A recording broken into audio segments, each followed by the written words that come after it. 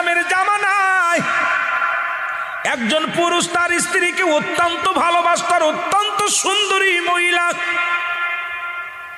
হঠাৎ করে কিছুদিন পরে, কয়েকটা বছর পরে স্ত্রী মারা গেল। স্ত্রী মারা গেছে, স্বামী সহ্য করতে পারে নাই। স্বামী স্ত্রীর কবরের পাশে দাঁড়ায় দাঁড়ায় কান্দে, বৈশা বৈশা কান্দে। সকালে যায়, আসর পর্যন্ত বসে বসে কান্দে। লোকজনে বলে, ভাই আর কান্দে লাভ কি, বিবি তো আর ফিরে আসবে না। কয় না রে ভাই, আমার বিবিরে আমি অত্যন্ত ভালোবাসি, স্ত্রীর মায়া আমি ভুলতে পারি না। স্ত্রীকে আমি হারায় আমি পাগল হয়ে গেছি গো,